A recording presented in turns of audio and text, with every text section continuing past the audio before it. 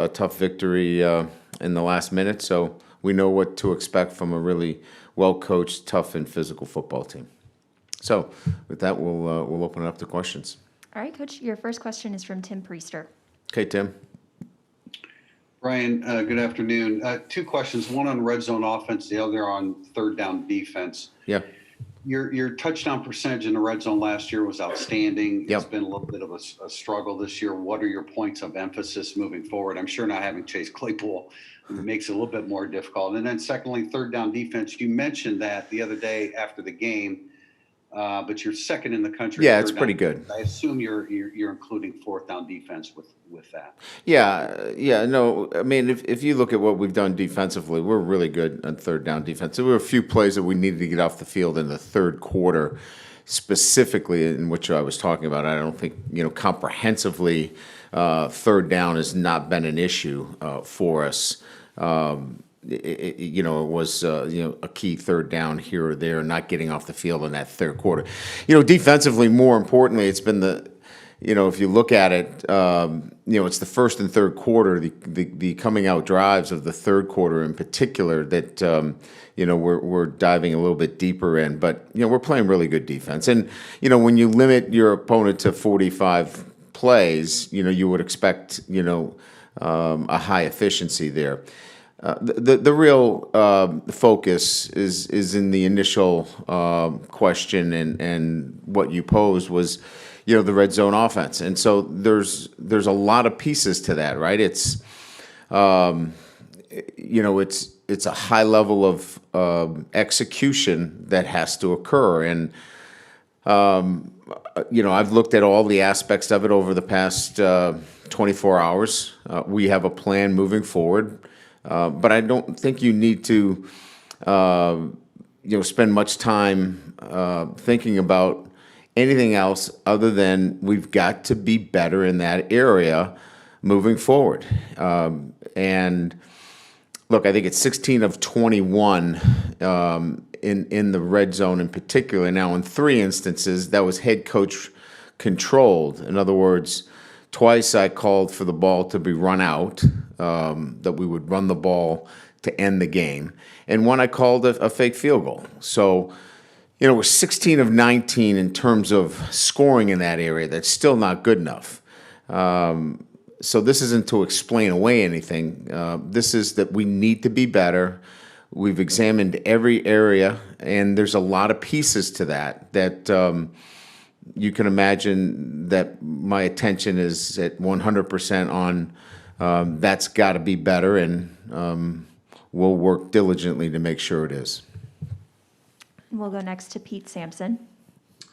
Brian, a couple of things. One, just sort of big picture about the travel logistics this weekend. Yep. Could you sort of walk us through the new complications, when you leave, how you sort of manage the hotel there, and then a very micro question just about your run defense, particularly up the middle, just how you would evaluate the play of your interior sort of defensive tackle tandem right now against the run. Yeah. So we're going to do virtually all the things that we do on a Friday at home here and in our travel to Pittsburgh. So all of our meetings, all of our practice, which doesn't necessarily always occur that way. We will treat Friday on the road just like it's Friday here at Notre Dame Stadium, which also includes eating downtown our dinner at Century Plaza, and now getting on the plane, obviously after a big meal. So there'll be no food on the plane. Obviously that is an area that the CDC is asking us to obviously be cognizant of it as well. So when we get in, we'll get in sometime later in the evening, 8:30, 8:45, snack and right to bed. We'll get up in the morning. Breakfast will be to go. We will not eat together. And then we will travel to the stadium after our meetings, and we will eat at Hines Field for our pregame meal, walk down to the locker room, play the game. After the game, eat up in the concourse, get on the plane, and head back. So, very little contact with the hotel, very little contact in those kinds of situations, and kind of, create an atmosphere where we, feel like we can control it as best as we can. As it relates to our run defense, we took away their best play, which is the outside zone play. Very pleased with the run defense. Really like the play of Lacey and Cross being in there without, Myron. Kurt's been banged up a little bit, but played hard for us. But I got to say that we're really pleased with Cross's play and the two young guys, Lacey. Both those guys contributed greatly to our success in stopping, really good run offense, and in particular, an outstanding back and quarterback in their run game. Those two guys did a really, really good job. And our next question is from John Finneran. Brian, first of all, you look good. That's okay. You Appreciate ought to see what it. I'm wearing today. I don't like to dress down for you guys. I know the professionalism is key here at Notre Dame. Okay, all right. So let me ask you this. Any injuries coming out of the game on Saturday? Anything that you can tell us about COVID numbers? Katie mentioned they'll be releasing some numbers for us later. And then finally, what can you do to get Ian Book more reps during practice with his receivers? I got a feeling that, the weather was such on Saturday, it was windy and things, but I'm also wondering if Ian isn't compatible with his receivers because of the injury situations and some of the guys that have been coming back lately. Yeah, Katie will take care of the COVID numbers.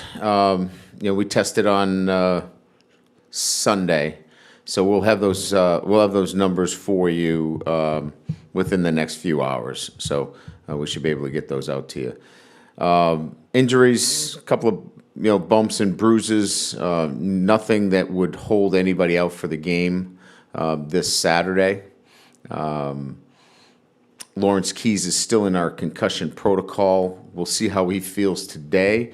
Came out of as I mentioned, the cardiovascular part of that pretty good last week, which if he does again today, that would allow him to accelerate to the next stage. He would be the only one from that perspective. Yeah, I mean, look, this has been a revolving door at the wide receiver position. We couldn't even get, Braden Lenzy, up to full speed. We got his GPS numbers, and the kid's a gamer. He's trying to play. We're hoping he's going to be better this week. Ben's in there for the first time. So you've got a first-time player playing the X position 4 weeks into the season. Kevin Austin's trying to, round himself into, game-ready position. I'd like to be able to tell you that we can extend our practices longer, but we're not. We've got to be cognizant of where we are. I think we probably pushed them a little bit too much, quite frankly, in practice, and we've got to be able to pull off a little bit in terms of, making sure that our guys have got fresh legs and they're practicing so hard and so well for me that we've got to be able to see the benefits of that on Saturday. So it's just work in progress, and we'll continue to work on the details of the passing game with those receivers and Ian Book moving forward. We'll go next to Patrick Engel. Hey, Brian, you mentioned it's sometime after the game on Saturday about it being a learning experience in that moment or even after watching the game. What were some of the things you really wanted to see the guys learn, and how do you think they kind of did in learning some of those things like you mentioned? Well, they're extremely confident in their ability. Their preparation is outstanding. I mean, it's really good. They understand our process. We have to play with a bit more sense of urgency. And sometimes the clock's ticking, and you need to play with that sense of urgency, from the very first play. And I think you learn about those things as we move along. And part of that is in the way I prepare them.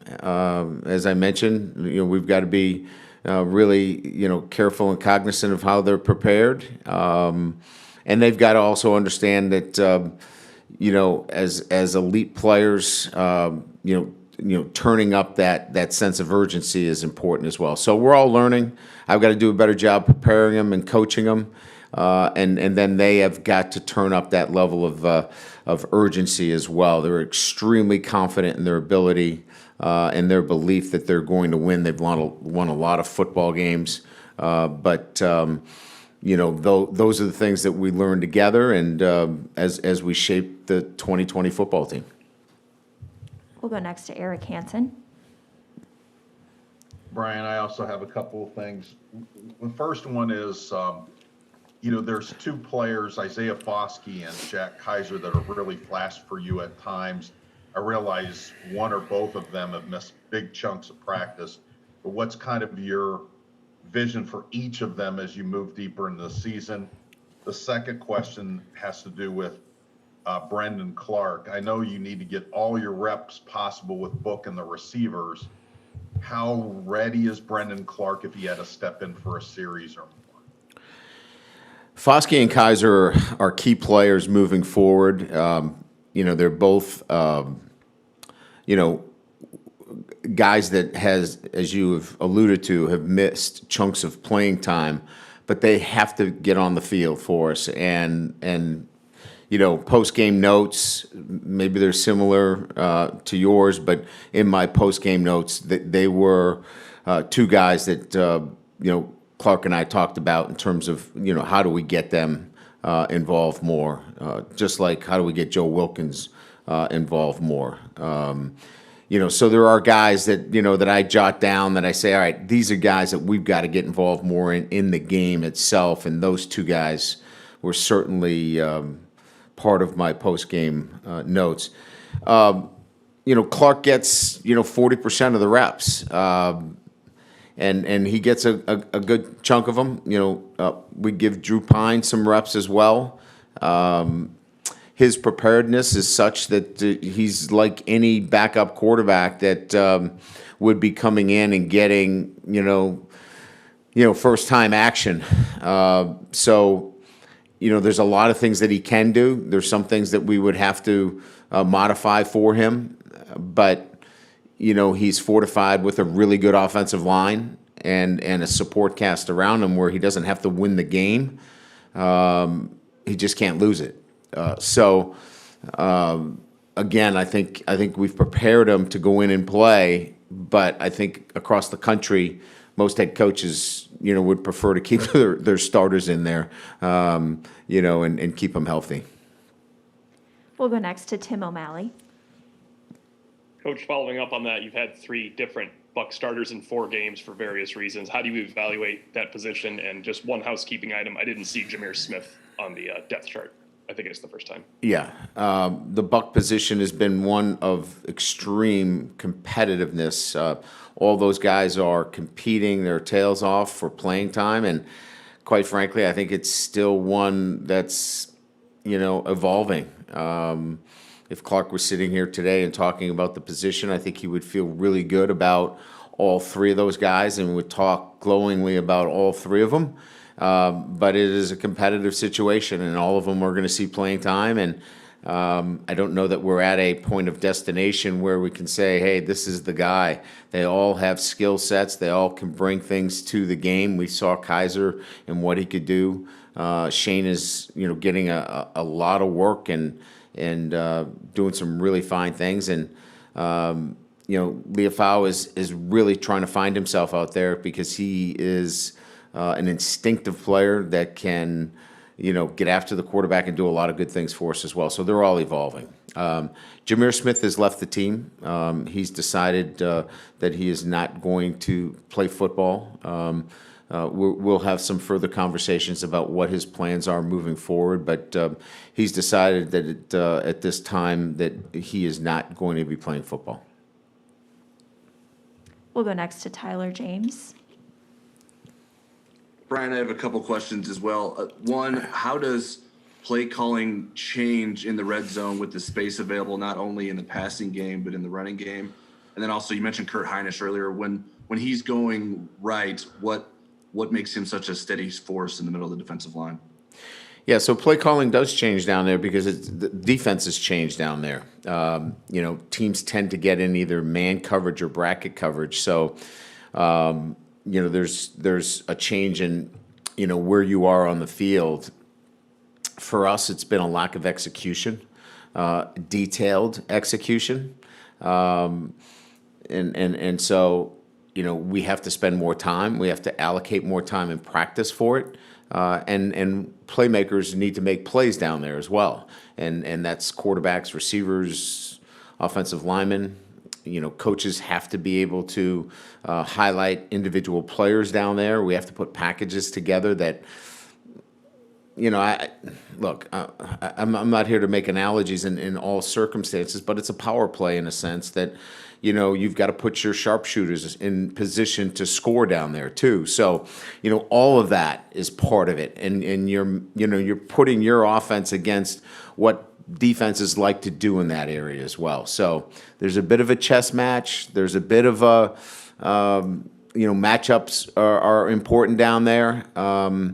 As you get closer, there's a will down there. We think we can run the ball in on anybody down there. We've been in high red situations, in mid-range red situations where a lot of our issues have been for the most part. As it relates to Kurt Hines, he's played a lot of football. He's smart. He can read stances. He can sense where the back is lined up. He's a guy that watches a lot of film and knows football really well. Very, very savvy football player. So not only does he, obviously have this strength and the physical ability, but he's a smart football player, high IQ guy, knows what they're trying to do scheme-wise, and can defeat that scheme in front of him because of his, his veteran experience and his ability to watch a lot of film and know his opponent. Our next question is from Andrew Mentok. Last season, I think the starting offensive line averaged almost 3 penalties per game, but then this season, I think the false start on Liam Eichenberg was the first so far this year. Perhaps for home games and limited crowd sizes has helped with that. But what do you think is kind of helped lead to such an improvement, and how important is that going forward, especially against quality defensive lines like the one Pittsburgh has? Yeah, I think we lead the ACC in the least amount of penalties. I think we're top in the, top 5 or so in the country in terms of, it's a disciplined group. It's a veteran group. You would expect that out of the group that we have, but they're disciplined off the field too. So, I think it's the way they live. I think it's the way they take care of themselves off the field. They're a disciplined group of guys on both sides of the ball. You saw late in the game, penalties played a huge part in what happened in that game against Louisville. There were a lot of penalties late, and it put Louisville off track offensively. And we've been able to stay away from key penalties late, early or late, and it's benefited us obviously. And so I think it's the way our kids handle themselves off the field. I think it's the expectations that we set in the program, and I think it's having veteran players. And like you mentioned, it's quiet out there. We have to we actually have to change up some of the things that we do on the line of scrimmage because as you saw, we've started to kind of sugar huddle a little bit because everybody can hear what we're saying on the line of scrimmage. We'll go next to Pete Byrne. Hi, Coach. I've heard a few of your counterparts across the country talk about the difficulties of going on the road this season in the environment that you guys are under. And, on campus, you can create somewhat of a bubble, and you have to leave that this week. Sounds like you guys have put together as deliberate of a plan as you can, but without being alarmist, where's your concern level with leaving that bubble and going someplace that you guys haven't been before and dealing with something that you've never dealt with? Yeah, I think we'll address it today in our team meeting. We'll talk about what the expectations are of everybody, and that we just follow, the procedures and protocols that we lay out for them. And similar to what was new for them here on campus when we made some changes here 2 weeks ago, they'll have to follow him the same way. And they've adapted well. Emotionally, their ability to adapt has been great. I think they'll do the same thing. And like I said, I think our support staff has been fabulous in really looking at everything in terms of how we can do this, minimizing the risk. So many teams have been on the road and have come out of it quite well. We expect to do the same thing. Our next question is from Doug Farmer. Ryan, we spent some time talking about your backup quarterbacks. Pitt had to turn to theirs this past week. As a rule of thumb, you watched more of their film than I have. What did you see from Yellen this past week as he kept them in it against Miami? I thought he did a good job, actually. As a freshman quarterback, transfer from Arizona State, obviously Pickett's a really good player. He's an NFL player. They missed him. He's a guy that can throw it. Great escapability. We've got a ton of respect for him and expect him to play. But, going with Yellen, we thought he did a really nice job. He threw the ball, pushed the ball down the field, made big plays, kept plays alive. They didn't cash some drives in. They had to settle for some field goals. But was very impressed with the way he played as a young player going in there. The moment didn't look too big for him. And like I said, pushed the ball down the field and had escapability. So was impressed with his first start at Pitt. We'll go next to Lou Emoji. Good afternoon, Coach. A couple questions. Obviously, you've established a very strong identity with the ground attack. You wanted to come out, it seemed, against Louisville, just establishing the wideouts.